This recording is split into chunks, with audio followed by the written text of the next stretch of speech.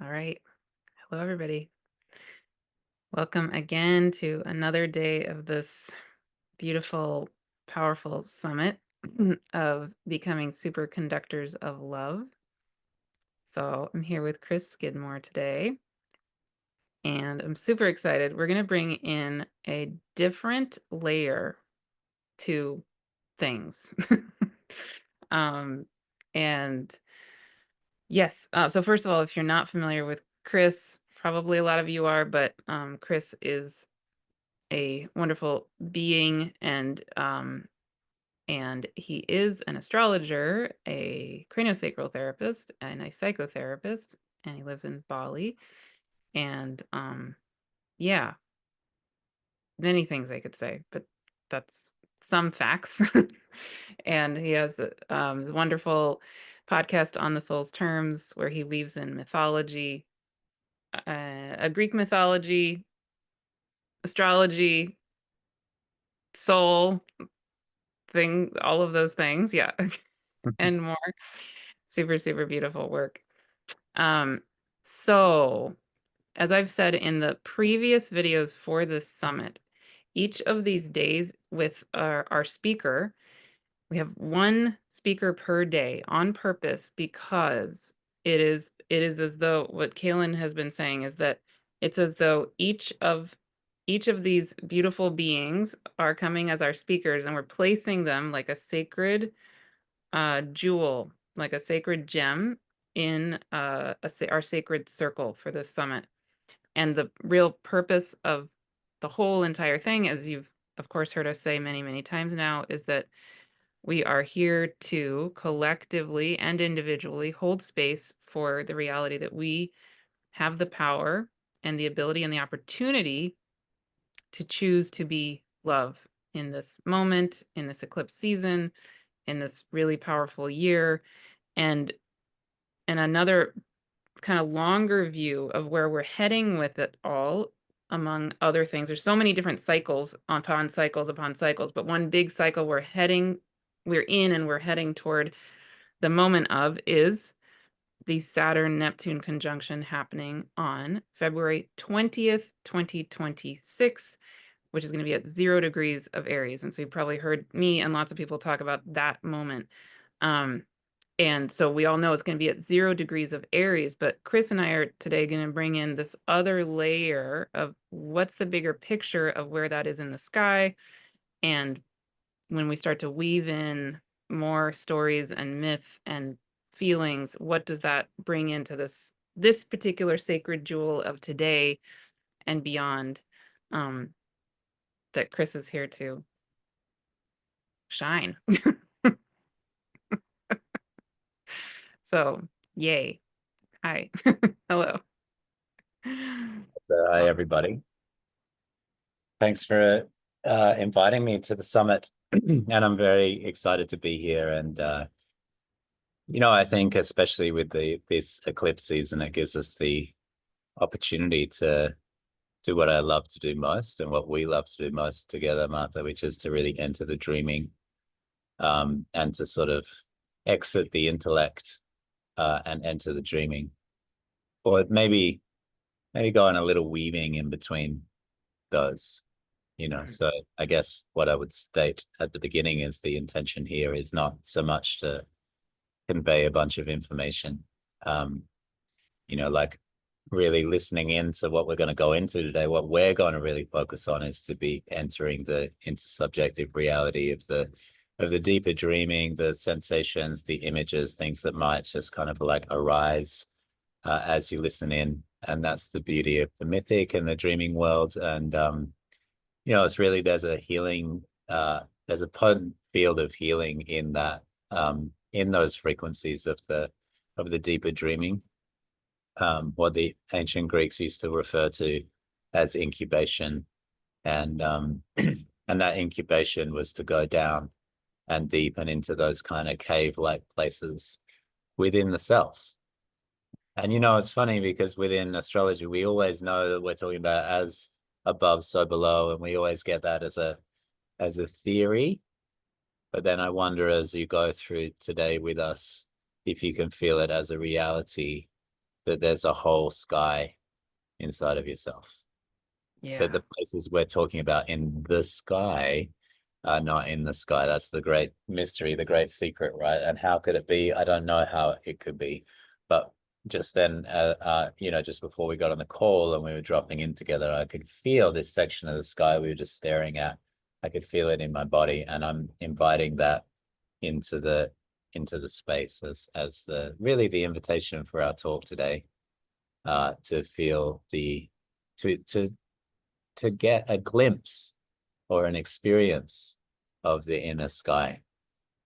Yeah, exactly. And to just throw in there, Chris and I are actually going to be holding a free event that's not officially part of this summit, but it is going to be in the time frame of this summit. And you are all welcome. You are all invited. It's going to be on, depending on where you are in the world, for in my time, Pacific time, it'll be Sunday, March 23rd. And for people on Chris's part of the world, like Bali, Australia, etc., it'll be Monday morning, the 24th. So yes, and it'll be all recorded. And anyway, please join us for that too, because we'll say more at the end, but we're gonna go even more deeply into an opportunity to really feel, even I would say, the beginning of time, where stars literally were birthed, and where then myth is birthed as us, in us. Yeah, so that's the free event coming up. But now, here and now,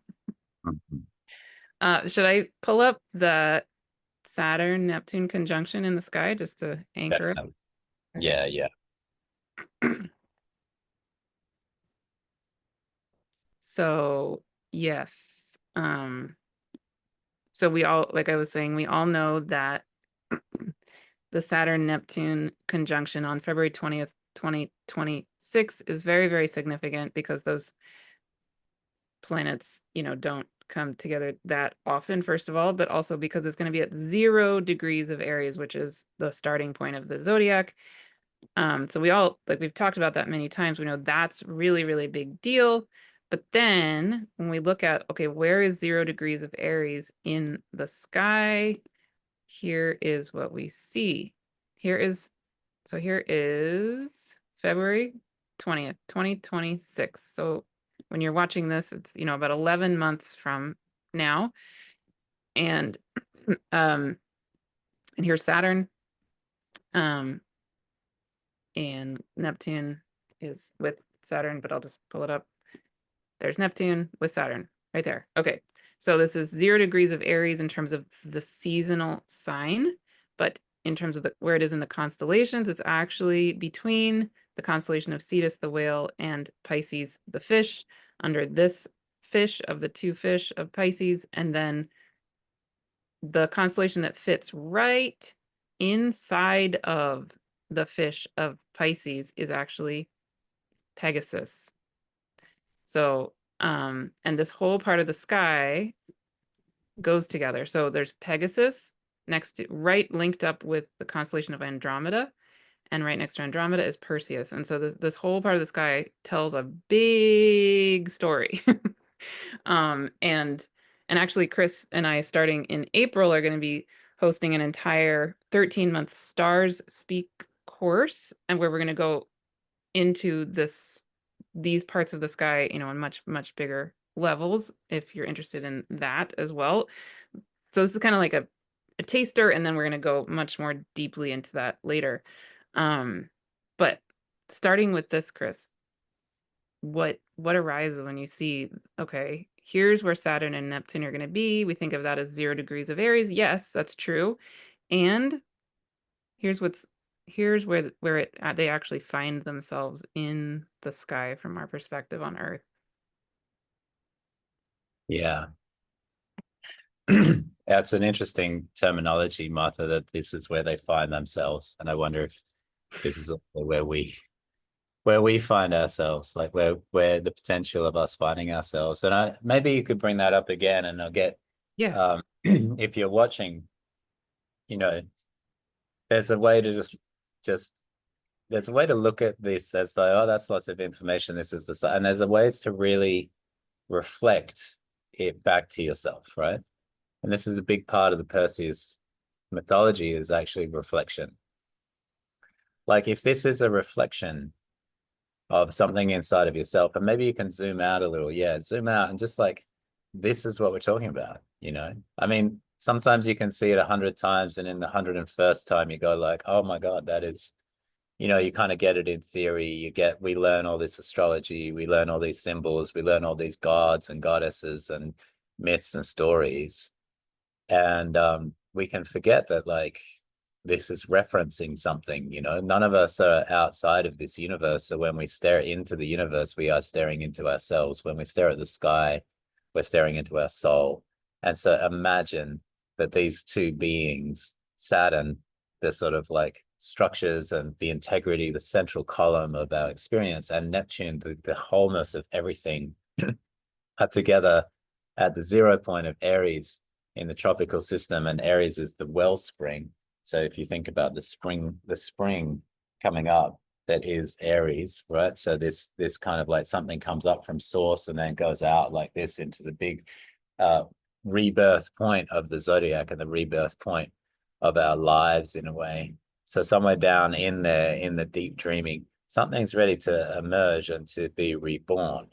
And as you say, as we look into this, we look into this sky, and yes, we're in the tropical moment of Aries, but in the backdrop, and this is what you really bring to the table in a massive way, Martha. You go back to this again and again. In the backdrop of the stars and the constellations themselves.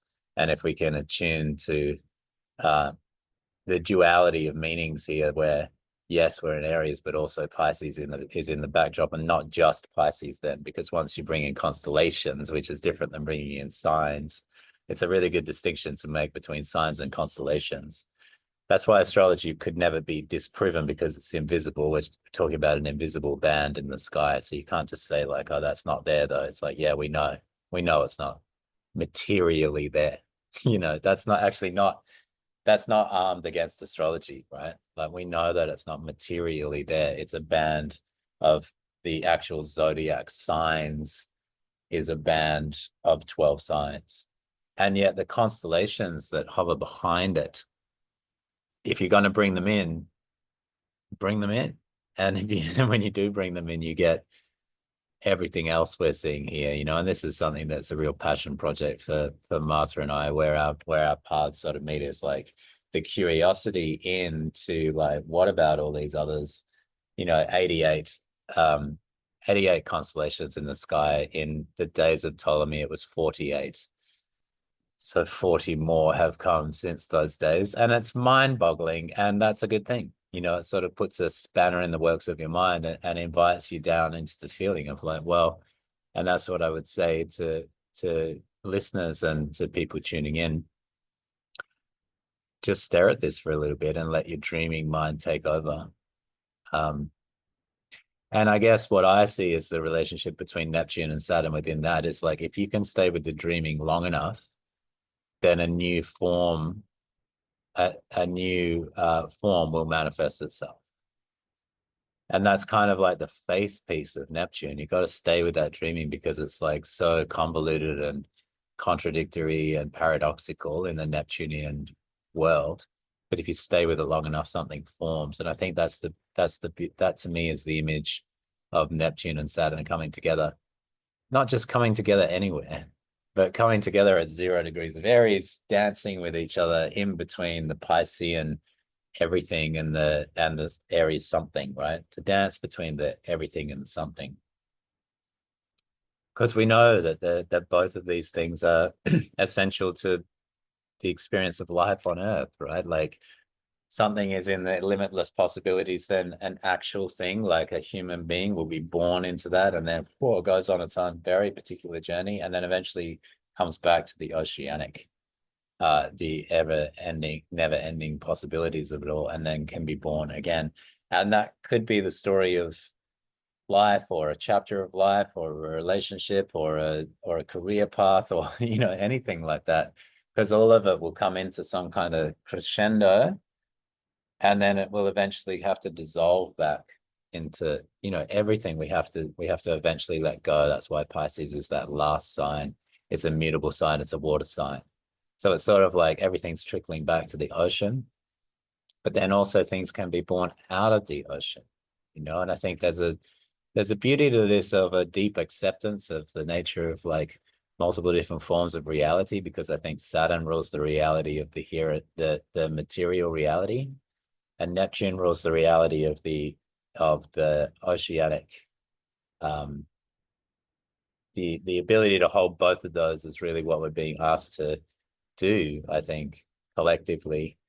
And I think there's a great potentiality here of the rebirth of something like, I'm going to say the word religion in a way. Something like the birth of religion actually comes from this, right? A deep dreaming process, and then it forms itself. And maybe the symbols we've had in the religious, you know, Jung talked about this even in his time, right? And he died in the 1950s. He was talking about the images that were underneath religion have sort of like retracted themselves, and so the systems themselves are falling down.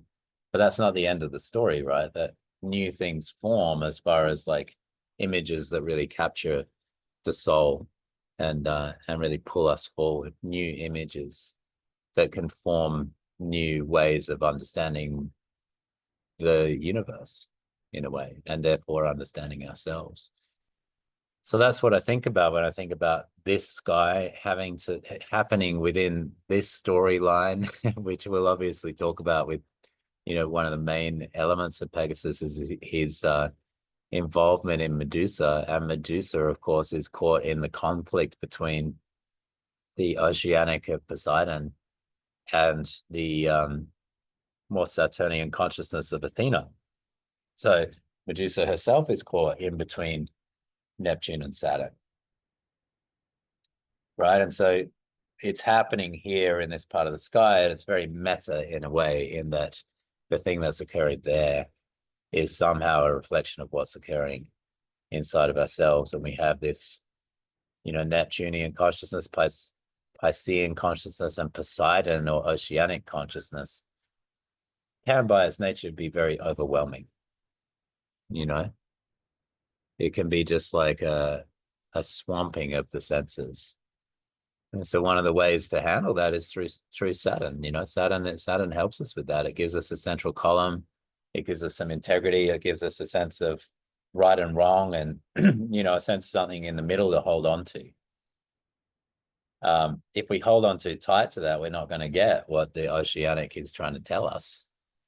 But if we don't hold on at all, we're going to be swept away to sea. So there we are in the tension between two very clearly opposite forces, no? Right? Like, I mean, how much are those just like such different energies, the Saturnian and the Neptunian? Yes, and one thing that's been really interesting for me over the last however long Saturn has been in Pisces, what, the last 2 years-ish, something like that, 2.5 years, 2 years, 3 years. um Hit uh, under two, thing, right? yeah. Is for those of us with really strong Piscean placements, of course, Saturn has been transiting those placements. You and I both have very strong Saturn placements. And so we know what it's like to be in that ocean of Pisces, and potentially, maybe if we've had, well, no, by this point, actually, this is interesting. This is just dawning on me. All of us with Pisces placements have had Neptune go over those spots. If they're earlier in Pisces, it may have been years ago, right? Or it would have been years ago. Yeah. But now we have experienced Neptune conjunct our Pisces placements, and now we're having Saturn coming along behind Neptune, possibly years delayed. But like, I know what it's like to have had very acutely. I can really, really remember what it was like to have Neptune on my sun. That was 6 years ago. And now I know what it's like to have just had Saturn on my sun. It's a really different experience. And Neptune on my sun was both ecstatic and like opened me up to, I had a humongous spiritual awakening at that time, on and on and on, right? But it was also pretty excruciating in other ways, and there's a lot of um, illusion and, trying to figure out what's real and what's not real. And now having had the Saturn experience on my sun, it's been feeling very supportive. Like, so all that Piscean openness of me is getting tons and tons of support to establish really clear boundaries and really have more like 3D structures in place that I need in order to be able to function so that I can do my Piscean thing, right? So now we've had both of those energies move through Pisces, and in 2025, both Neptune and Saturn will be entering Aries for the first time. But then they go back into Pisces, both, and they don't, when they go into Aries, they almost are conjunct, but not quite. They don't quite meet yet because they need to go back into Pisces still for a little bit. And then it's not until 2026 when they both finally re-enter Aries, and then they do finally meet at this point that we're looking at right here, February 20th, 2026, right? So it's like something about them really getting submerged in the waters of Pisces is crucial before they finally meet at that 0 Aries point. Like, we're in this time for a reason in 2025. Like, maybe we want to jump ahead, but we need to not, right? That's what I feel in my body, at least, is there's something here in this time. Very important. And I have one other thought I'll add on to that, but I want to pause and see if there's anything you want to say about that. Well, the word incubation came back up of, this sort of like peek into like, oh, what's the look like in here, where both of those characters walk into Aries and have a look around. It's like, what's this going to be like? And get that little glimpse, right? And then go like, let's just sit with that for, I'm just going to get a glimpse of that, and let's just both go sit with that, because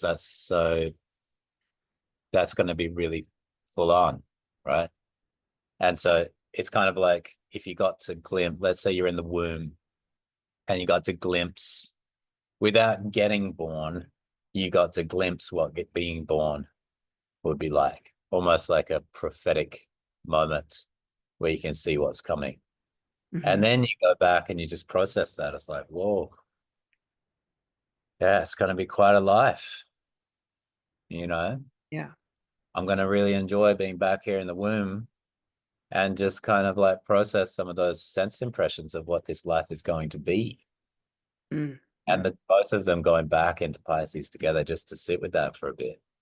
I love it because it feels like one of the antidotes to this crazy world that we're in is just the slowing down and then just waiting for the right moment, because we're in this world that's like the right moment is now. It's kind of like so much of a push energy in the world, just because we're so indoctrinated into that idea, because we're in the 24-hour news cycle, and any big news seems to last for about a day or a couple of days. Really big stuff happens and it's like, okay, no, next thing's happening now. And the human consciousness can't take that. So what happens is we go numb. What happens is, like, I guess, well, in the myth of the constellation of Pisces, it's those two fish in at least in the Greek myth is are Aphrodite and Eros, so a mother and son connection, and they're connected through the umbilical cord, and they've jumped into the ocean. Yeah, they're connected through that. So jumped into the ocean because there's this big scary monster in the world called a typhon, which of course is where we get the word typhoon. And the typhon is one of these hybrid creatures made of sort of everything. It's got like snake tails and lion heads and wings and it's like a big sort of conglomerate being monster thing. And he or she, I guess it's a she, is the mother of all the monsters. So it's kind of like the genesis point of all other monsters. All right, which actually leads back into the Medusa story as well, because this is the, like a lot of these monsters that they kind of come from, the Gorgons, for instance, like they end up, you can trace their lineage back to the Typhon. So the Typhon is causing havoc in the world. This huge creature during the clash of the Titans. So it's wartime, and the Typhon is being kind of like conjured up from the earth, conjured up from our imagination, essentially, and is wreaking havoc. Some kind of like I just got to say, some kind of psychotic state, right? It's like it's just losing itself in the world, and of course, Aphrodite and Eros, who are both symbols of love, so we're the superconductors of love in this summit, right? And Aphrodite and Eros are the embodiments of that very idea. And they look around and they're like, wow, there's no place for us here. And so they turn themselves into fish, which means they sort of regress in a way to a very much earlier time in our own kind of evolution.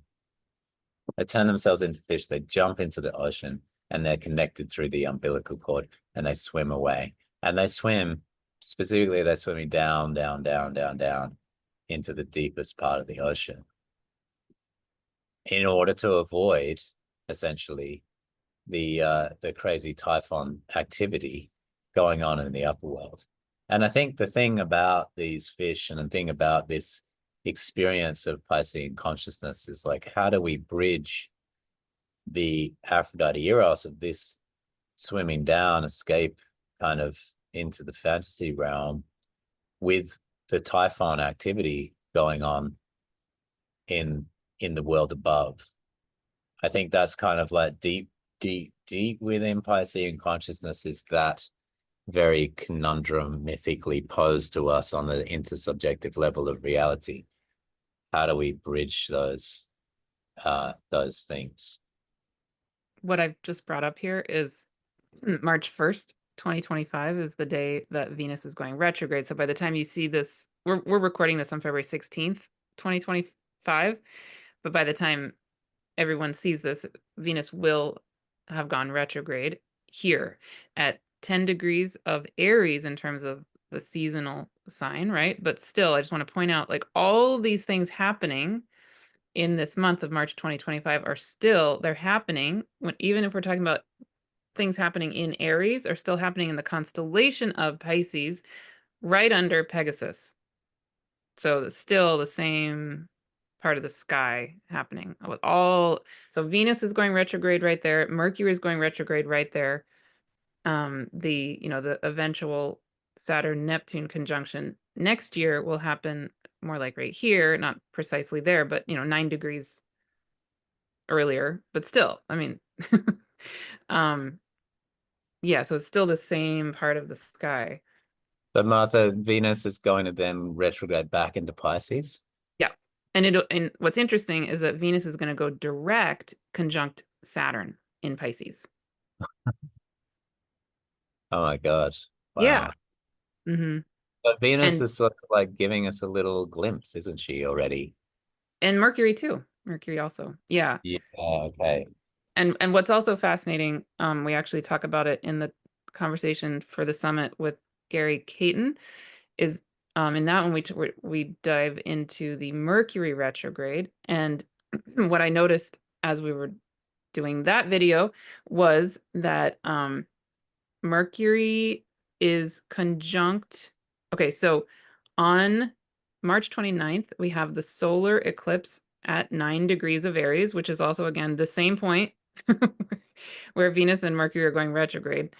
The new moon will be there on March 29th. But on March 29th, also, Mercury is going retrograde, re-enters Pisces, conjuncts Neptune, I'm not kidding you, at 2959 Pisces. Oh my goodness. And then the next day after the day after the solar eclipse on March 30th, which is when we're having the closing ceremony for the summit, Neptune enters Aries. Wow. So Mercury and Venus both dip into Aries, come back, meet with Neptune just before it goes into, well, Mercury meets with Neptune just before it goes into Aries. Venus comes back, conjuncts Neptune, but also comes all the way back to Saturn, goes direct, basically conjunct Saturn in Pisces later on. So, I mean, I can't help it but bring forward this more recent discovery of mine, which is there's these creatures in Greek mythology called the hippocamp.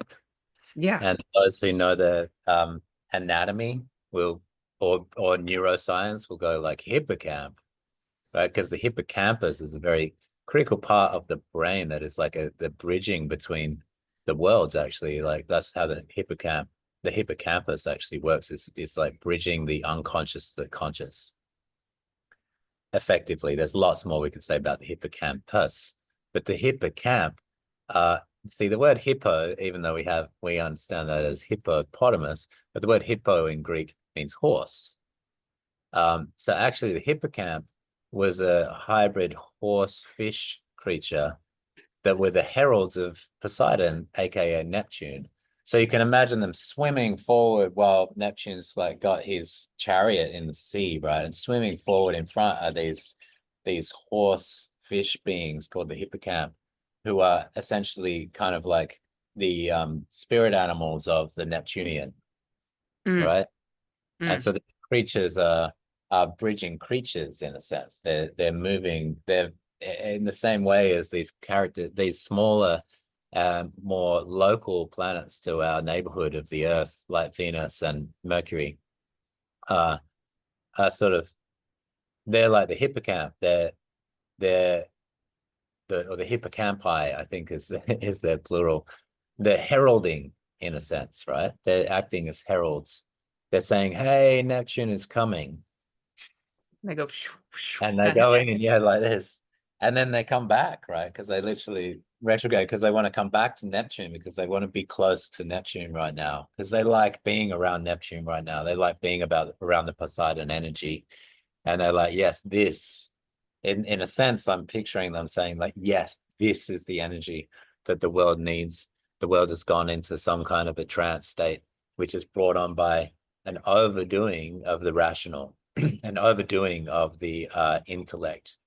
And because of that, the world's gone too far. Like, look at what they're creating. It's just all mindy, mindy, mindy stuff.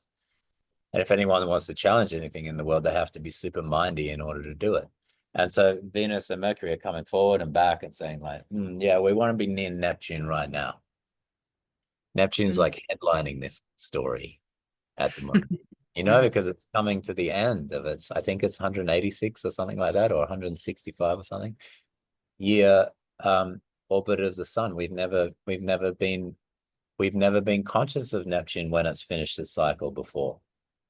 None of us, no one knew about Neptune last time it finished the cycle. And so that's really significant for us. Um, it's like, oh, we get to know about that now. We get to know about, and what are we talking about psychologically or in-depth psychology? We're talking about the unconscious, the collective unconscious, the deep dreaming mind. And we have this sort of like sleepless world. We have this insomniac, hypervigilant world. And to me, it's like, well, yeah, there's a medicine here. There's a really deep medicine here. Now, how's he going to give his medicine? I don't know. I don't want to take it to the point of being naive about Neptunian processes because they can be chaotic and they can feel really destabilizing. So how's the medicine going to come? I'm not sure. But if I know that there's a medicine process happening, then that at least helps me to navigate through navigate is a good word, right? Because it's an oceanic process. And I guess the other factor of that is coming up behind all of that story is Saturn, who's still making his way through Pisces. Yep. And he's looking now ahead after going through his retrograde, coming back, going direct, and looking up ahead and going, okay, there's a lot coming up, you know, looking up ahead going, wow, look at all that happening. Mhm. Coming through to go like, we've got to sift and sort. And, you know, just like Psyche has to sift and sort through all those different seeds, you know, which ones does she want to plant? Which ones does she want to throw away of the big chaotic mess that Aphrodite gives her, Venus gives her that big mess of seeds and asks her to sort it and sift it. Now that's where Saturn comes in, and that's where also our collective South Node in Virgo can come in of like, yes, we do need enough time to sift and sort, and that can't be a logical linear process. It's just going to take time to sift and sort again, right? What are we keeping and what are we throwing away? Because if the world's going into chaos, which is pretty clear, I don't know, it does in that sense, it doesn't matter which prism part of the prism you're looking through, you're gonna see a world that's going into chaos, I think, at the moment. That seems to be pretty obvious. But chaos is the start of creation, which is what this whole story tells us, right? I mean, we go back into the Piscean, and if we're wise, we can see cosmos, which is divine order inside of chaos. And if we're clever, we'll try to put everything in its right place, and it won't be its right place. Yeah, wow. I could go down many roads with what you just said. But what I'm wanting to know is, so everything you're describing there is uh we could attribute pretty much to like the Piscean element, the Aries element, all the more the standard things, right? And so then if we now we you look at this and you're feeling, okay, we've got that layer, but then we've got this bigger layer of the Pegasus there. I mean, you're starting to touch on some of these things already, okay? But I more directly want to ask you, like, so then what comes in for you? What it comes alive? Well, are we ready to delve into that mythic material? That's what comes alive for you? Or are you asking it? Are you Yeah, that's what I mean. Once you've mentioned the Pegasus, obviously the whole myth just like presents itself to my imagination, right? So what comes alive is the whole myth comes alive, to be honest. Mm-hmm. Yeah, it's just there in front of Hmm. my face right now. So, and so then there's a door that's open to go into that because it's, that myth is about, on the mythic level, if we take it on the mythic level, it's about a freeze state. It's about someone or some part of us going into freeze. That's in a sense like at the central point of the Pegasus story is a person in freeze. And Pegasus, who is, as we all would know from the word, is like a flying horse, a horse with wings, which in itself is a beautiful image. It's obviously something that really grabs the imagination, a horse with wings. Any hybrid sort of does that for us, right? But particularly a horse because it's got the 4 feet that can be on the ground, but it's also got the wings for that, all of that freedom. A suddenly grounded freedom erupts or arrives out of a completely frozen state. That's the image before we get into the more complex and layered mythology. The image is that a grounded sense of freedom is born out of a completely frozen, stuck, collapsed um, interior state. Do you want to give a little more picture to the story, or Of course. go for it? Yeah, do we want to stay on this? Do we want to stay with this, or is it going to be too confusing to also have that? Or does it help to have that in the background? That's where I'm being drawn, but Yeah. yeah. Okay. So how to tell the because myth always wants to arise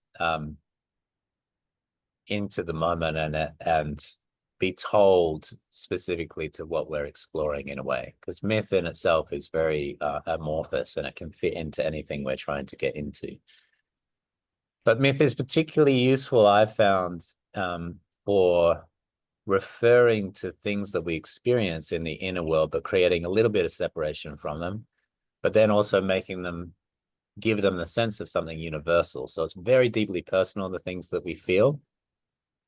And yet there's something about the more impersonal element of a myth that helps us to feel that the thing that we feel is also felt by a lot of people and has been felt by a lot of people throughout history and isn't even specific to this time and place, really.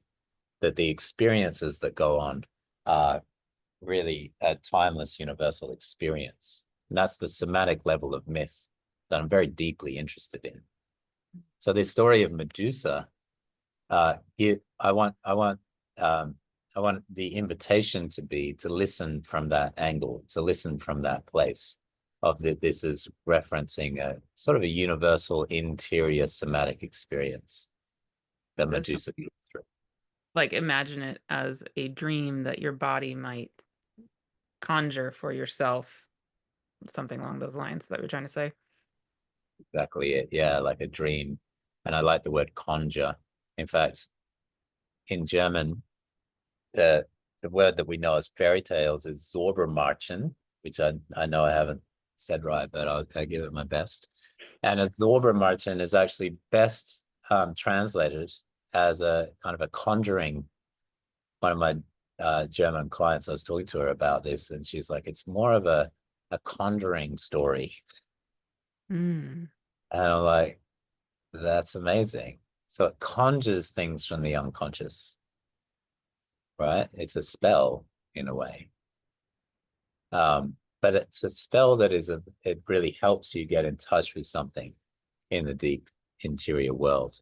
So if you think about that, or just contemplate on that there's something being conjured through this mythology, then we can sort of follow this woman, this beautiful maiden named Medusa, who's actually she's born she has a rare beauty to her. And the old poet said, particularly her hair was beautiful, which becomes more significant later in the story. So she's got the Venusian Aphrodite. I'm just staring at Venus and her role in all of this, at least for where we are now. And then a year later, obviously, it becomes more the Saturn Neptune show, but right now it's the Venus show. And remember, Venus is referencing that feminine wisdom. Let's just think about it that way. That deep, deep feminine wisdom, especially as Venus herself is making a way in between Pisces and Aries right now, and is deep. She's maybe, as I'm looking at her there, maybe that's the Aphrodite fish that she's hanging out on right now as we speak, right? Which is pretty cool.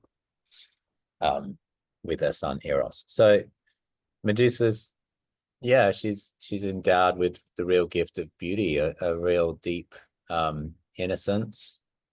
But the thing is, she's in a family of monsters. So she's born beautiful in a family of monsters, which I think is a pretty epic, mythic theme, even in itself. So her two sisters are Gorgons, and Gorgons are these sort of terrifying creatures. But she's born not a Gorgon. And she dedicates her life to the goddess Athena. She dedicates her life to the goddess Athena. This is where she wants to place her energy. And so she really, and Athena is a virgin goddess. Athena was the goddess of obviously ancient Greece. That's where they named their capital. They named it Athena. They based their whole system around Athena. And she's the goddess of wisdom. She's also the goddess of strategic war. She's got full armor.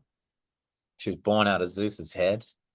There's more ancient ways to look at Athena as well, so you can sort of draw her character back, because she is ultimately this wise goddess. But as a symbol for our purposes, because we are in the Greeks here, she's a symbol of that rational consciousness as well, right? The rational linear thinking, making sense of things. So Medusa goes to pray at the temple of Athena. But interestingly, And this is how the unconscious often works.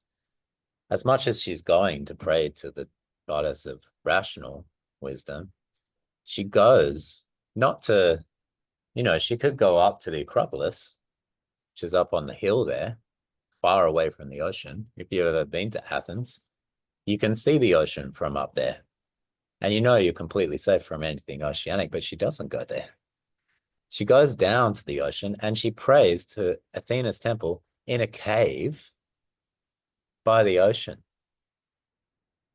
So that in itself is kind of how the unconscious works, right? Like the rational, the intellectual mind has an intention. I'm going to go and I'm going to pray just the rational. But the unconscious says, yeah, let's go do that. I mean, I'm with you. Yeah, let's do it. But let's do it in a cave just next to the ocean. How about that for an idea? Now, the rational mind should be saying, like, no, no, no, no, no, not there. Let's go up the hill and we'll be safe from anything oceanic.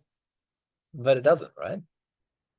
And this might be a point in if you're actually having this dream. I'm just imagining, I don't know. I mean, I don't know how I would be feeling in this dream, but at that moment, I could imagine some part of half awake part of myself going, "What are you doing in the world?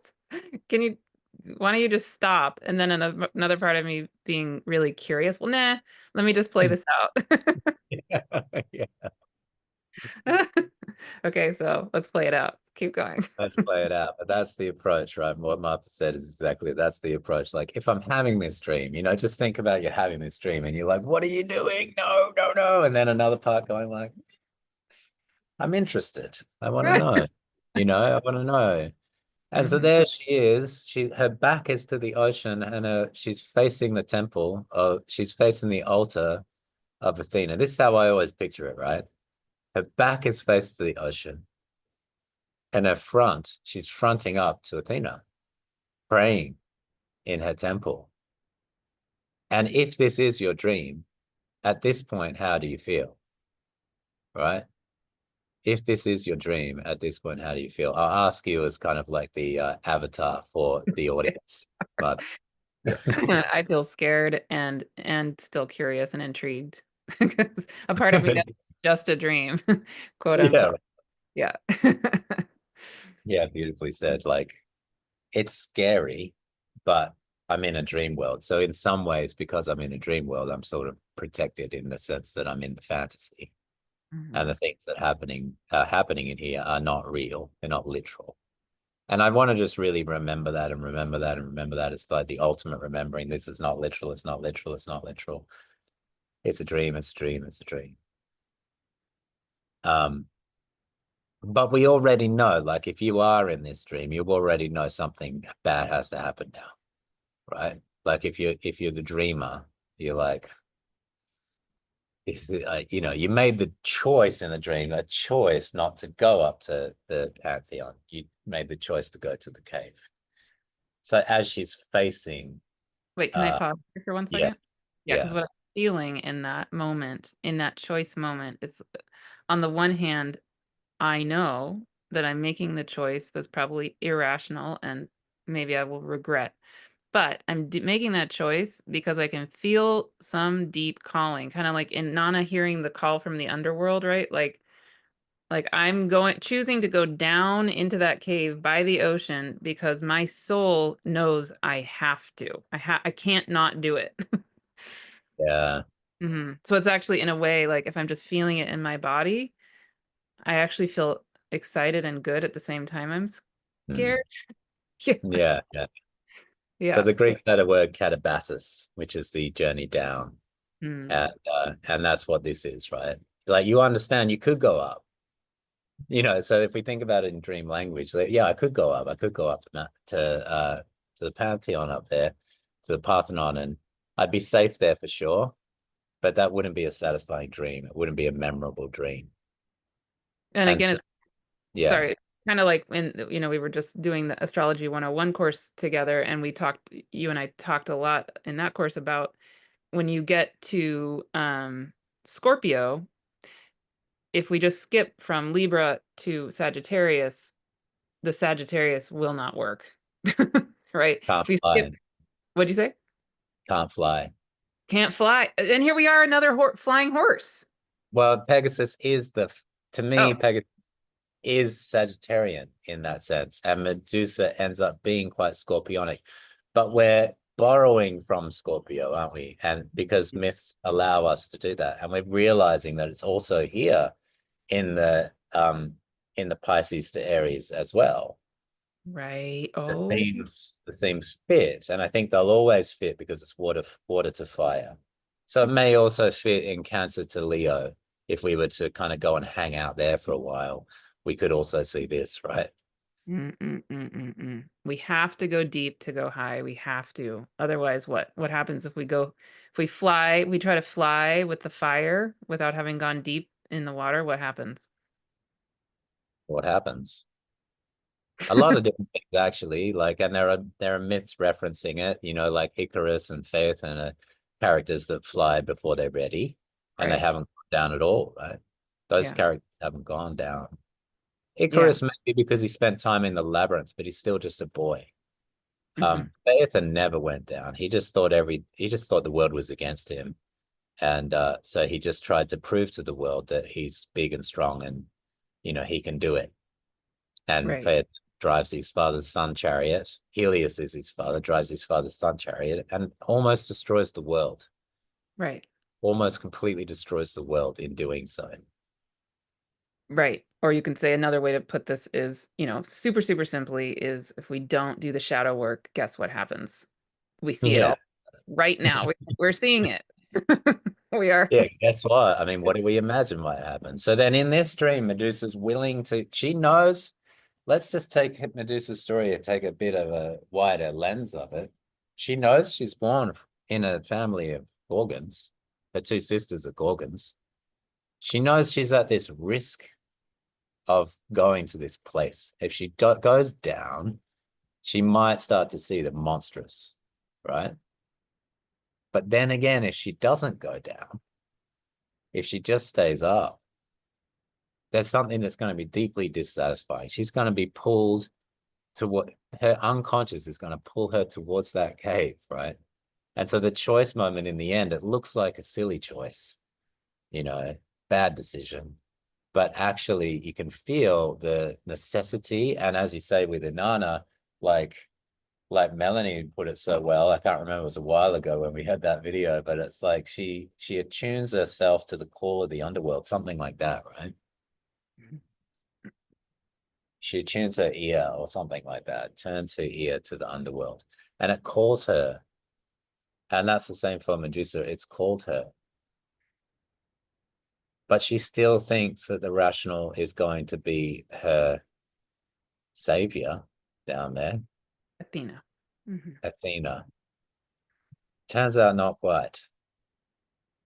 So as she's praying to Athena, see, Athena and Poseidon, now they have a long history of conflicts between each other. And it goes all the way back to the founding of Athens, Athena. And Poseidon put his name forward of like, why not call this Poseidon? Or I think Posidonia is Poseidon, Posidonia, right? Like, why not make this Poseidon land, basically? And Athena's like, I think we'll call it Athena, Athens.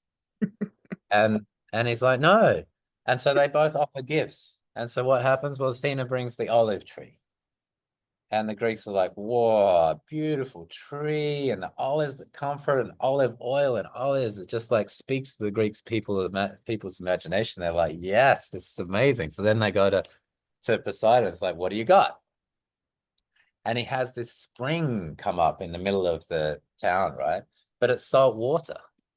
Hmm. And the people are like, spring of salt water versus olive tree. We're going to take the olive tree.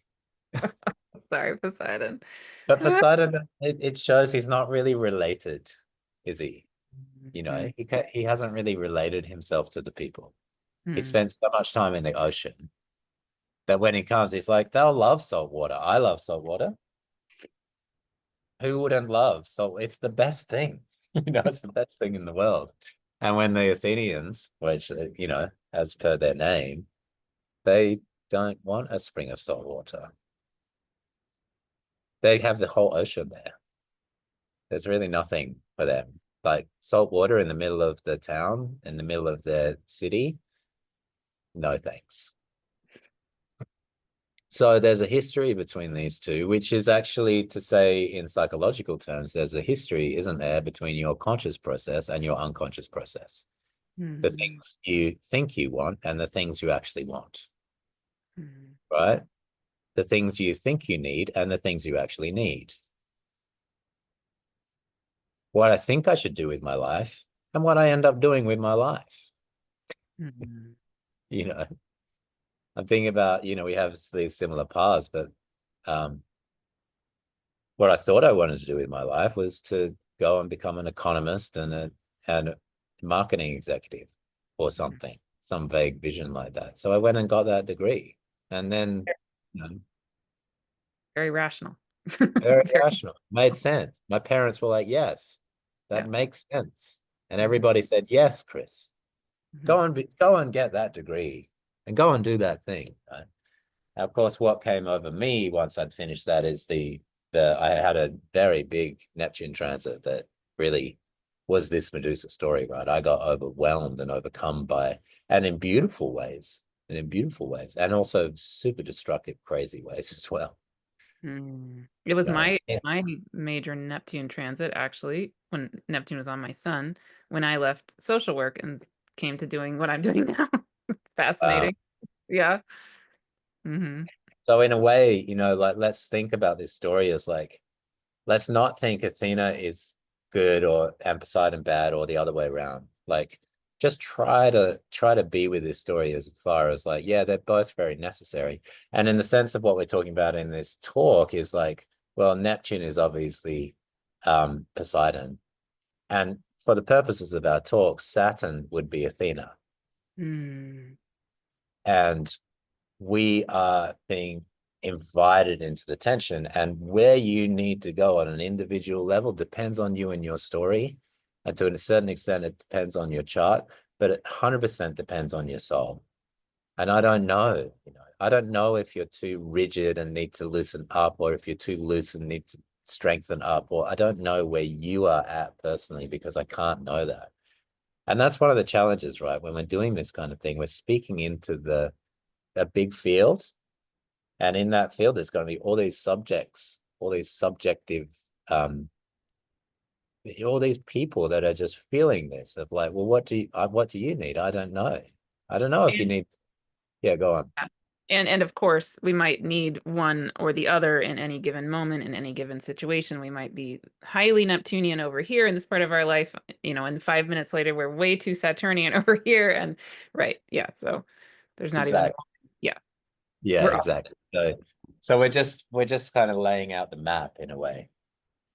So of course, what should happen, but while her back is to the ocean and she's facing up and looking up and trying to pray to that upper world to help her, Poseidon comes and overwhelms her, takes over her, and there's no way around it, rapes her in that situation. And it's terrifying. But remember, this is a dream as well. Remember, we're sort of following it through the dreaming. This is how we're using it today, at least. Is that it's this, I like to think of it because it's so Poseidon Neptunian, is an overwhelming of the system. And so this happens in our Neptune transits, right? I mean, mythically. I know that when I had mine in my mid-20s, yeah, my rational mind was not online at all. And some of that was terribly painful and chaotic. Yeah, and I would say for me, I mean, I wasn't literally raped. Okay, right, but I was definitely, I would say, on various levels, torn apart isn't quite the right word, but that's the word coming to me. It's like what ended up happening for me actually is that my heart got expanded into infinity and became a whole different structure. but in the and that's ultimately really, really beautiful. But in the meantime, I felt like I was in torture. So, Uh, yay. yeah, which is like, so we're kind of referencing here the Neptune process of like, Mhm, it does feel like especially to the ego, mhm, uh, mhm, it does feel like a full-on dismembering, and mhm. that Yeah. there's not going to be anything after this. I've just like, it's a deconstruction of your whole life, your whole consciousness, the whole of reality, and I'm never coming back. And it takes a really friggin' long time because Neptune transits are not It's fast. slow. Yeah, it's slow work. Hmm. And Yeah. it's different to Pluto transit. Yeah. It's not a dragging down. It's a discombobulation. Hmm. Yeah. And not to say, and also I can say, I mean, sometimes Neptune transit can be absolutely beautiful and ecstatic. And so I don't want to say that they're bad. That's not my point. And Yeah. mine was, by the way, because I mean, it was such an opening, and Yeah. Same. I Same. suddenly had poetry coming through, and images and words, and my life completely took a different track. It was definitely necessary. Yeah, and I started getting taken literally outside of the time-space continuum into the void, and I had, all, I mean, literally all of this, the entire existence opened up to me. So it was very blissful at the same time that, another part of me felt like, yeah, not good. But right, yeah, Good. yeah. Hmm. And so then what happens? Well, he, Poseidon just leaves after that. And then Athena, being the virgin goddess, and now this is very unfair, but because she's a virgin goddess, Medusa's no longer a virgin, so she gets punished by Athena. So think mythically. To me, mythically, that's my consciousness is disappointed in me. Like my ego structure and my mind and my intellect are disappointed in me or something, right? Like look down on me and say, like, no, this is what's happened Right. here. It's your So, fault. This is okay. Look at you, you're a mess. so I can contextualize again because just I'm trying to bring it Yeah. to the bring it to the personal in a sense, right? Like, uh not literalize it to make it more of a anyway. So for example, in my situation, I'm thinking of myself. I was in social work still. I start having this Neptune transit. I start having this humongous spiritual awakening happening. I start channeling. All these things start massively changing in my world, in my life, and internally especially. And but then my rational brain is freaking out because I know I can feel it in my soul, and I'm being told by the spirit guides that are suddenly coming to me, you're going to need to leave social work and start channeling to do the thing that we really need you to do. And so my rational mind is like, are you freaking kidding me? No. Like, that, right? And so I started having panic attacks, which I'd never had in my whole entire life. And I never Yeah. them. The only time I've ever had them in my life was right at that moment for like a few months off and on. Freaking out. How I cannot leave this job. It's my only security. I have two kids. I'm a single mom. Da da da da. Right? Yeah. So keep going. Exactly. Well, that's what I was thinking. You have responsibilities, and Athena is like that. That's your responsibilities to the civilization, to the society. You're a Hmm. mother. You've got to put food on the table. You've got to house these children. You have lots of things to take care of. What are you talking about? Hmm. So the punishment, it comes from that rational mind that can't understand this kind of a way of approaching reality or this vision. Hmm. And plus, is not some form of madness or psychosis? Like what, they'll lock me away if anybody hears about this. Yeah. So there's a lot of layers that I think the Athena punishing Medusa side of this is actually very layered mythically, right? It's like, oh yeah, the rational mind does get really upset with such a break from this path. It was like, for me, this path was going to work. It was going to be fine. I would just like make lots of money in as an economist or a whatever marketing executive or something. I could use my creativity to advertise and sell sugary drinks to children. It's fine. It's a fine path. You can sell And my yourself the problem. yeah, tell your soul. And my unconscious is like, we're not doing that anymore. Uh-huh. We're not doing that anymore. What are we doing? This way. Like, oh my God. You know, imagine going back to like the 22-year-old me before all of that, and then showing him the 45-year-old me, which is my current me, and saying, like, this is what you'll be doing.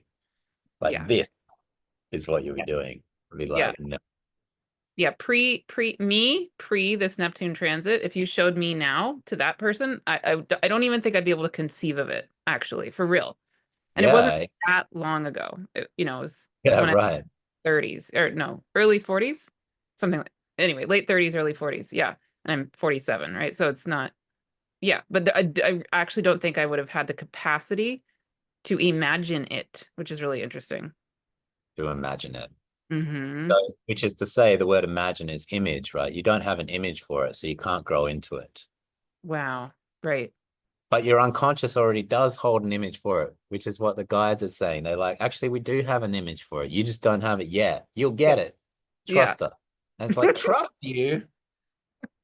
You just completely discombobulated me, you know? There's no, I can't trust you. But then Mm-hmm. that's what faith is, right? That's Mm-hmm. what the life of faith versus the life of not faith. Mm-hmm. And the life of not faith is to say, like, I don't believe you. And so we go back and we just like continue on to Athena's path. But Athena doesn't make that possible anymore because she then turns her into the most fearsome gorgon of all and gives her snake hair with this entangled snaky remember that at the start of the story she was particularly renowned for her beautiful hair, and now she has this snaky spiraling kind of like hair, um and these snakes are coming out. And then the other curse is that she's in this kind of a state where if you were to look into her eyes you would freeze. Mm-hmm. Anybody that looks into her eyes would freeze, which, as you said on a call the other day, is like that potency, right? I mean, it's so we know what that's like when we're with somebody whose eyes pierce through us, Mm. show us something. Or So what she, it's like to yeah, embody that power that could yeah, kill someone else. yeah. I'm So more for me, relating to, yeah. yeah, go on. I'm more relating to what it is to be that as opposed to having it directed at me. But yeah. Yes, sure, right, right. Well, which is the same thing basically, and that's what we get to in the end. But it's like, well, who am I in the face of that energy, and what is my relationship to that energy?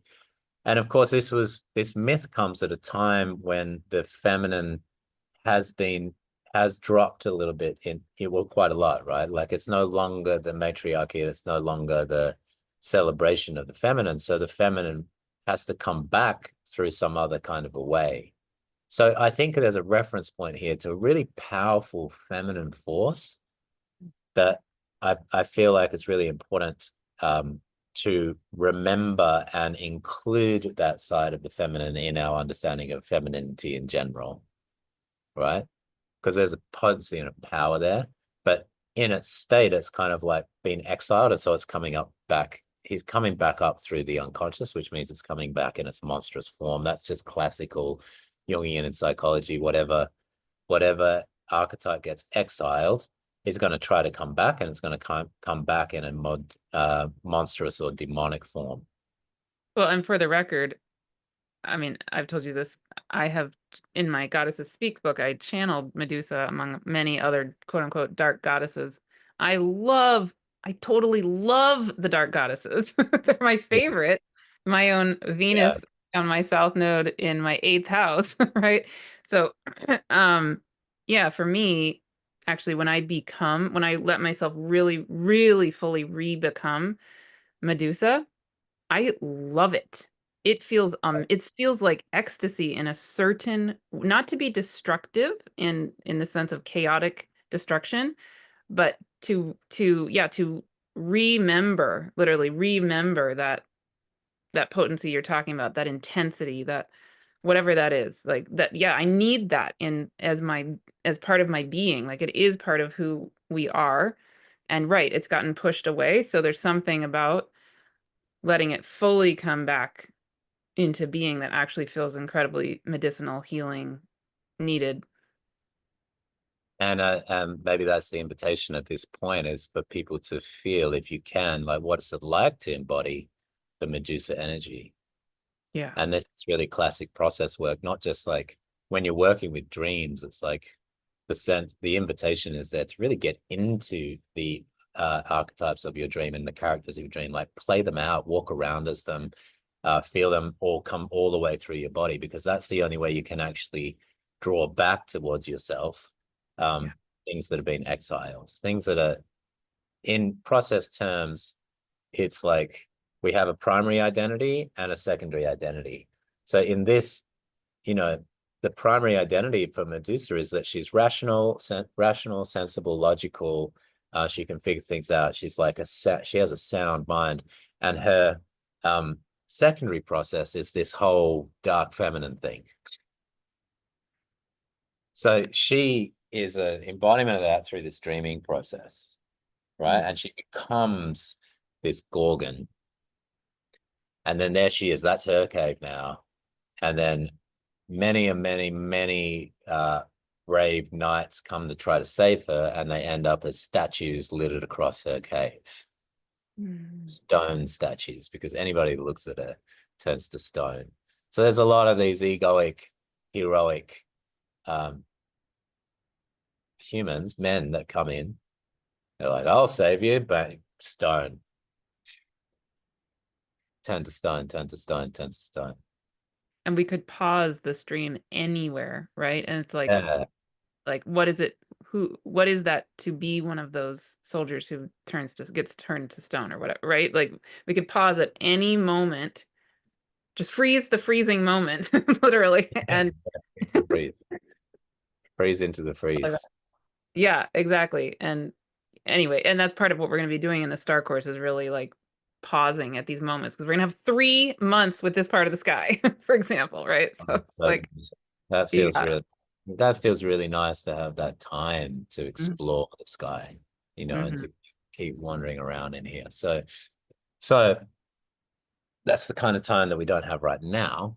So we Exactly. go forward with the myths, right? So then we fast forward and we get this guy, Perseus. Now, Perseus in mythology is actually in the lineage. He's like the grandfather of Hercules or Heracles.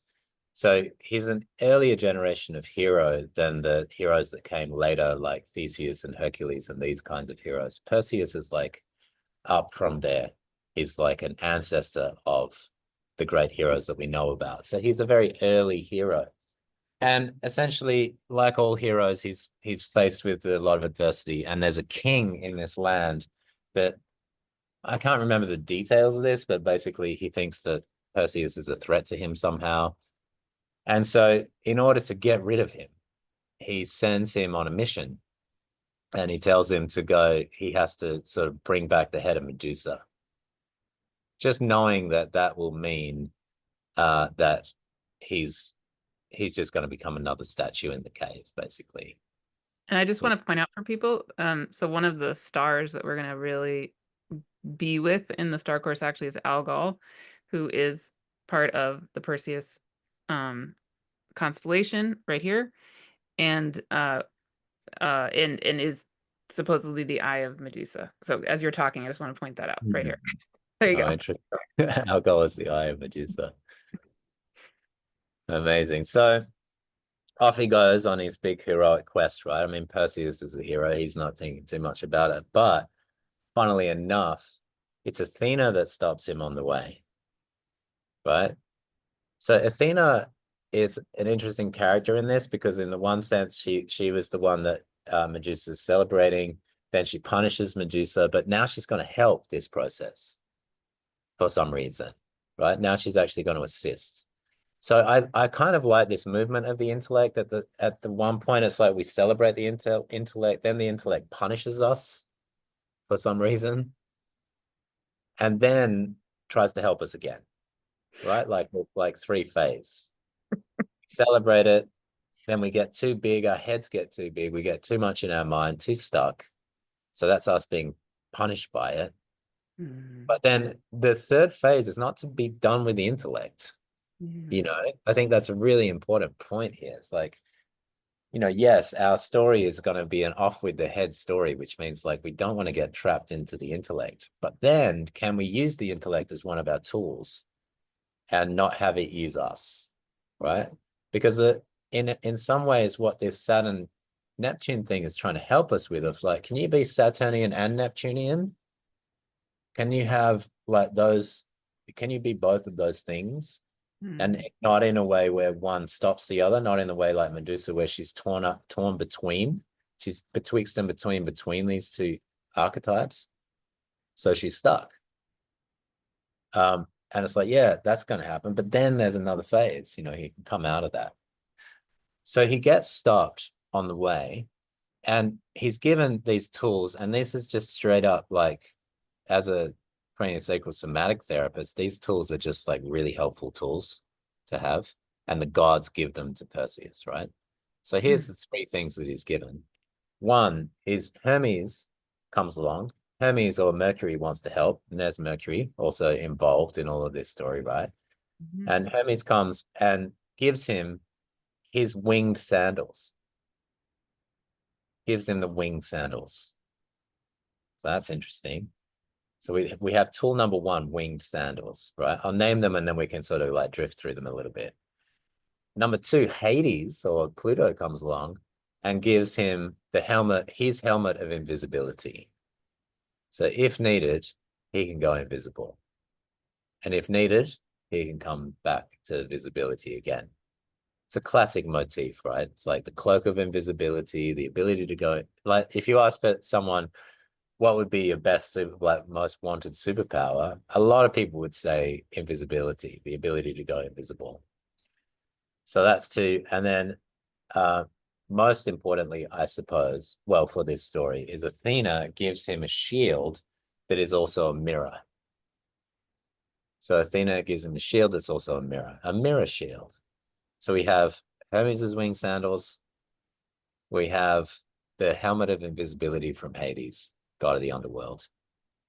So the messenger's sandals, the god of the underworlds or the death realms ability to go invisible, and a mirror shield. So these are the tools that he needs in order to enter the cave of Medusa. What do you think about that? I'm intrigued to keep going. I mean, and again, I feel like, wow, we're gonna have 3 months with this, so we can dive so Yeah, deeply. Like, yeah, what is that? Why those three? yeah.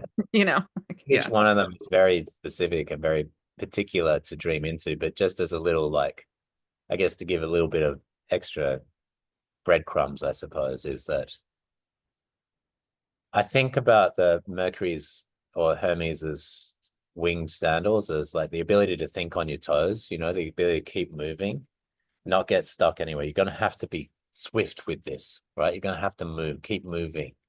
Don't get stuck anywhere or else you're gone. And then remember, we're walking into a trauma field. So just to Mm. put a finer point on it, we're walking into a trauma field and we may need that ability to keep our words with us because most people, when they go into traumatic states like a freeze or collapse or something, they lose their words. So Hermes, the god that always has his words, gives us these sandals and says, don't lose your words, just keep your feet moving. You're going to need your feet, which is also ruled by Pisces. Yeah. I So see. like keep that part of your mind, not that part of your mind, that part of your mind. He doesn't give him his winged helmet, which he also has. He gives him his winged sandals. He wants Wow. your his mind to be moving, your imagination, you know, your ability to put things together and move quickly. Mm, mm, mm, mm, mm. Mhm.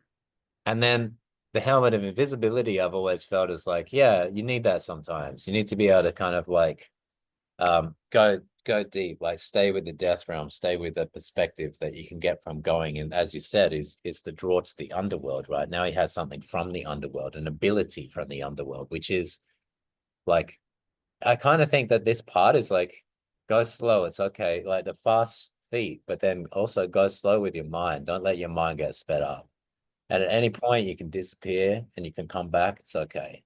Which ultimately pulls back from your traumatic experience to the sensation of disappearing. Now disappearing is in your hands, whereas before disappearing would just happen.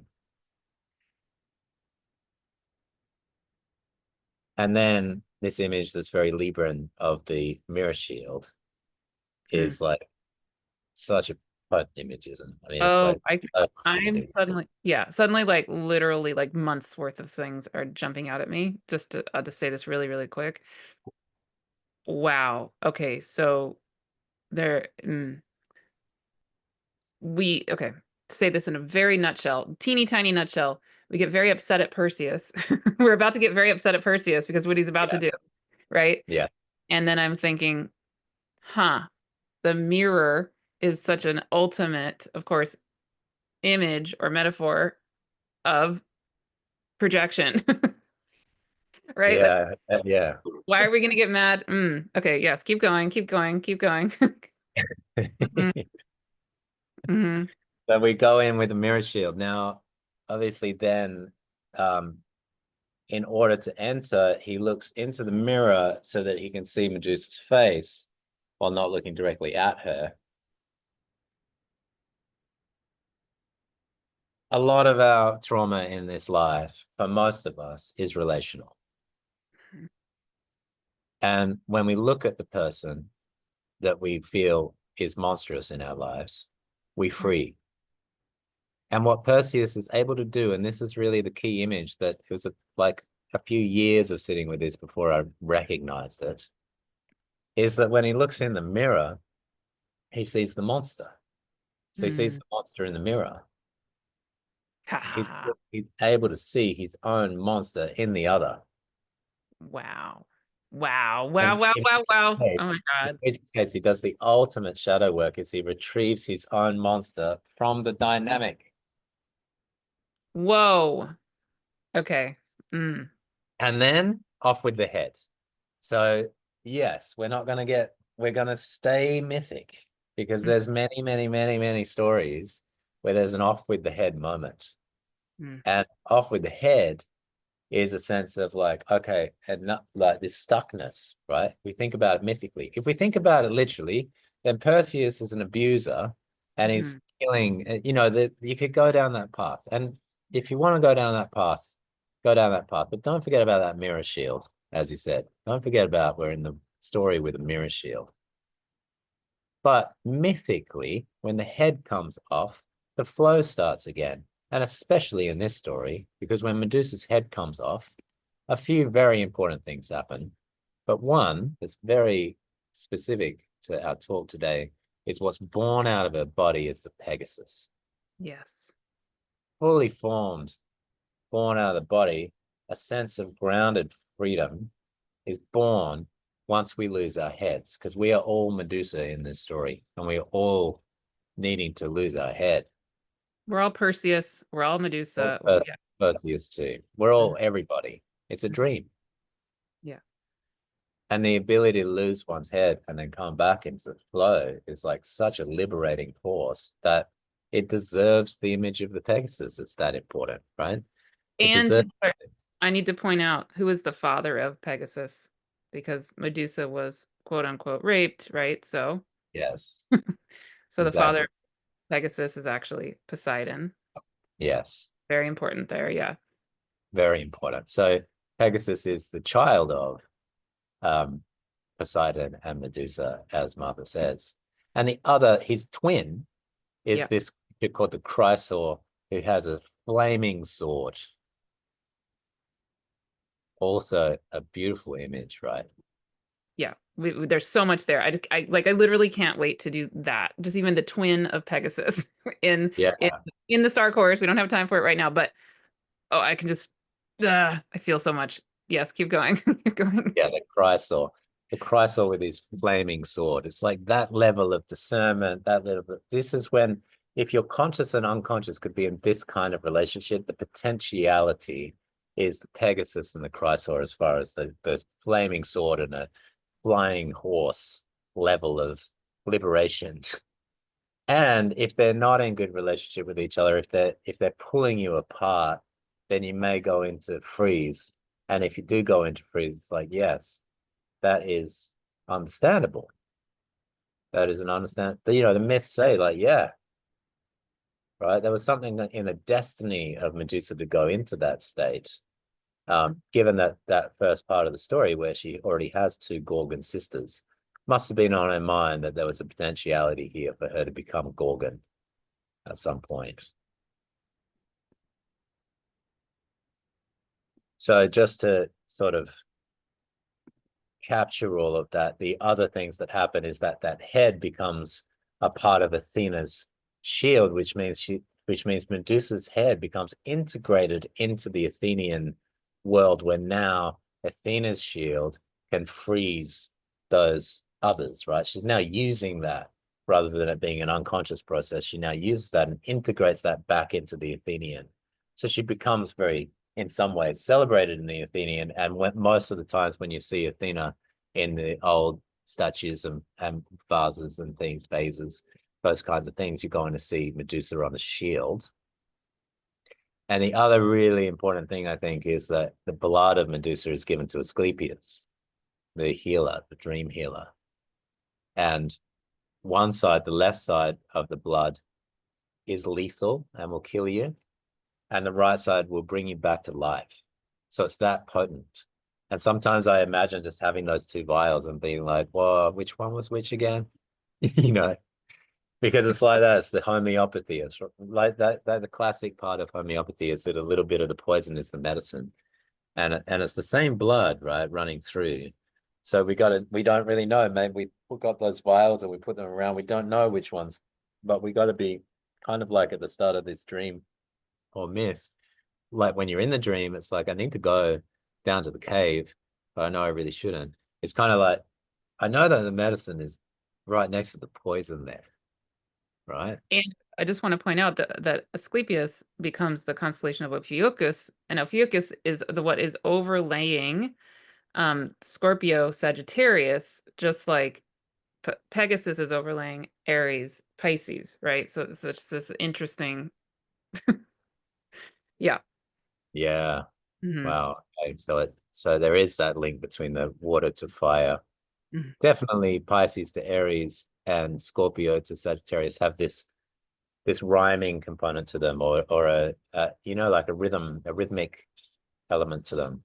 And I'm sure once we look deeper into the Cancer Leo, we'll also find something like this in there. Hmm. Not sure what it's going to be yet. Hmm.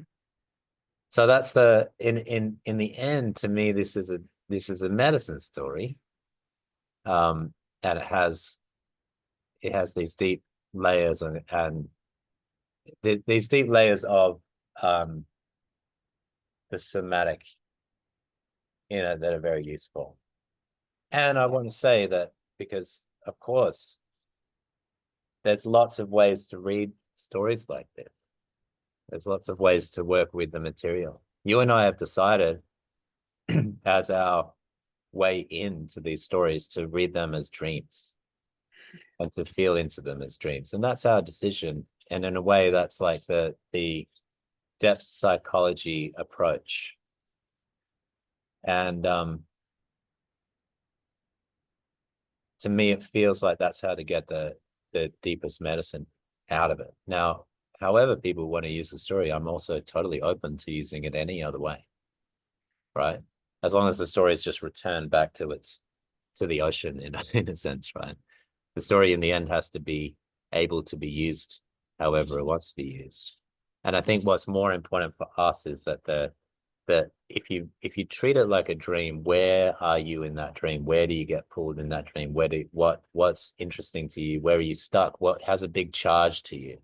Because that's the mirror shield. So wherever it has a really big charge, that could be really interesting to hang out there, because the things that are most disturbing in an image are often the ones with the most medicine, which is the sort of the point at the end with Asclepius, where it's like one vial of blood will kill you and the other one will bring you back to life.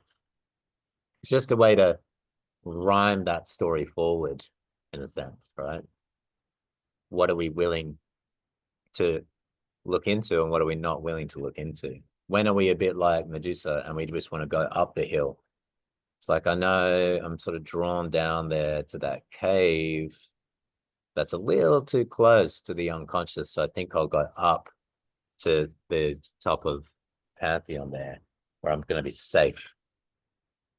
And there's going to be all these philosophers there, and they're going to try to help me stay out of my feeling. Yeah. Do you feel ready for me to come out of this picture? I want to say one thing, but I feel ready. okay. Yeah, and I would say actually for me, yes, I mean, I'm very consciously making a choice, definitely, to hold it as dream, like you said. I would say for me, it's even, I would frame it even a step back from that, which is, it's really when I pray on it that where I get taken to is, um, the time before the beginning of time. So, and the ultimate divine love that existed, that exists, that always exists, no matter what, before these stories were even told, and that is always holding us. So, what I really come to in myself is that what my values say to me, at least in this moment, and what the spirit world says to me in this moment, is that my role, and I'll let you speak for yourself. I think it's true for you. I think it's true for us to get the when we work together too, is my role is really to um it's actually in a way very Neptune Saturn. to hold to hold the holding space of divine Mm, love, right? The membrane to I feel called to basically hold the golden light of the membrane of the time space continuum, which is where all stories are told, is within time and space. But the ultimate reality is that we are just love. So, um, so then when we're being held in that membrane of divine love, if that's the intention and that's the place we're coming from, then anything we feel with these stories is perfect, is yeah, great, and is just right, right? Like we're yeah, holding a healing container, yeah, and therefore, like all of your parts are welcome in a sense. Not, you know, like whatever I feel, whatever you feel is exactly what is needed to be felt in that moment, and you're held. yeah. We're all held constantly. Yeah. Yeah, and much the same way as if a client brings a dream to me, Mhm. I'm not saying like, oh no, that this part of the Bad dream. dream. Bad Yeah, dream. that Yeah. part of the dream is not good. Yeah. Part we can work with, not that part. That would be weird, right? Because this is a collective dream. It is a collective dream, Mhm. you know. And so I know it's a little different than a personal dream because it has components of culture in it that are also disturbing, right? Yeah. But so I get it. And I get that that can lead us into certain ways of understanding reality. So the Neptunian side of it is that there's lots of paradoxes here, and then therefore there's going to be projection and there's going to be things coming up. And that's, as you say, perfect, because if Saturn is able to hold the container because it's in Pisces, it's been learning how to do that, to hold a bigger container, and it goes into Aries, which is where all the conflict is at. So it's Mhm. like, oh, I can still hold that. Okay, can you?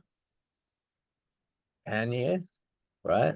Ooh, and we get to test that out in 2025. That's what we're Find testing out. out. Mhm. Find out. Ooh, I love it.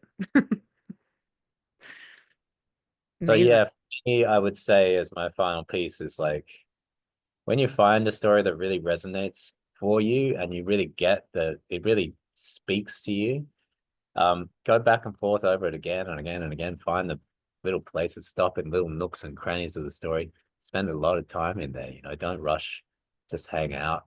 Like like those tools that are given to Perseus. Spend a lot of time on that. What Mhm. does it mean, winged sandals to you?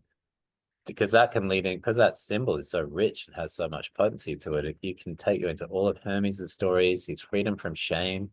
That's a big one in Hermes' thing. He's free from shame. And these can be very shame-filled processes, right? And rather than sit in that shame, we'd rather just lash out and throw this stuff around. Mhm. It's like, well, that's why you have Hermes' shoes. And then also, of course, Hades is also a shame process. Mm. So maybe these things help us to go into the caves of shame Wow. and actually approach these things rather than having them be more powerful than you in a circular fashion again and again, no matter who that person is in front of you, no matter what that situation is. You keep repeating the pattern, but your conscious self is like, don't do that. Don't be like that. And your Mhm. unconscious self is like, Yeah. so these caves of shame is like another way. I mean, there's so much to spend time on, like I think, and that's the thing. We just have our little containers to speak into, and we hope that the people that can pick it up can go like, oh, I want to go and do that, because then this one little talk can lead to a lifetime of work that you can do, because if you really resonate, if you really get in, you can do your research these days. There's ways to find out more about these myths. Yeah. Um, get lots of different sources, go back as far as you can, go back further than that if you can, find out, as you brought in Anana today, perfect, bring in a little bit of Mesopotamian into the mix. Or is she Sumerian? How far back is Anana? Not an expert. Sumeria. I want to say Sumeria, but yes. Sumerian, yeah. So we're going way back, right? Like we have many images to draw from. We're not limited Mhm. in that sense. But we want to limit it as far as like take your time in each section that calls to you. And then when it's ready to open up, and that's the also incubation is the word that I'll be thinking about with this Neptune Saturn thing. Like let it incubate, Yeah. go down into that cave and rest for long enough to let it all incubate so that when it comes up, it's like, oh yeah, that story's in my bones now. Yeah. So, are you ready for me to segue? Please, because Okay. we don't have a ton of Yeah, time. exactly. So, um, yeah, because I was about to ask you, okay, so what's your conclusion? And then I immediately got my own answer, which is there is no conclusion. So I'm not even going to ask you that question. I mean, I think you just gave the answer to that question, right? And I would say this also leads so perfectly to the free event that we're doing on March 23rd, because what we're going to do, and what I feel like is like, so we just got immersed in a certain mythology, a certain part of the sky. But they inevitably, when we look at any part of the sky, when we look at any part of ourselves, when we look at any part of life, there is a storyline, there is a narrative, and there are multiple narratives. So what we're going to actually do in this free event, which feels so soothing to my own nervous system, is we're going to go back to the beginning, literally the beginning of time, before story existed. And then we're going to go deeply to the moment when it all began. For real, really for real. And we can feel it. We can feel it in our own being. I'm going to channel. Chris is going to tell stories. You all are going to feel the beginning of time in yourself, and feel that that's also the minute, the exact minute when story begins, right? When creation began, that's also when story began. There was the word. I'm not trying to be biblical at all, because I've never even read the Bible actually.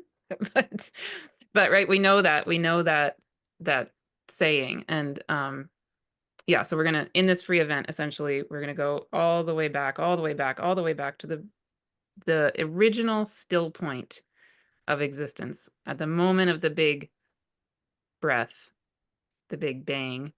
um what's alive there for you, specifically for you? What do you feel come alive on a body level?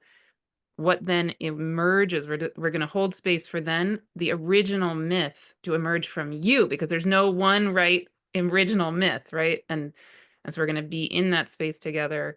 It's going to be very much a Neptunian Saturnian time, I think, actually very, very flowy but contained. Mm. Yeah. And yeah, we'll see what arises from there. It's amazing because as you're doing your hands things, it's all Aries, like that. This is happening a lot with your hands, right? So it's coming Wow. from the Pisces to the Aries, and Mm, also the opposite of Aries is Libra. So we get the bang and the breath, right? We get both of those. Like Libra is the breath, mhm. and Aries is the bang, and maybe they can be there together, those two. And in the Mm, beginning was the dot dot dot. We'll be able to maybe like leave that as a open-ended yeah. inquiry. What was it at the beginning? Because I think that in the beginning with the word that's pretty wild. Maybe in the beginning with sound, maybe in the beginning was the act. In Goethe's Faust, he changes it from the word to the act, and it changes his life. So, I mean, what is that? Because in the beginning was that we need a dot dot dot and spend some time because that's a pretty important end of that sentence. And we'll get the chance, I think, to spend a little time in there.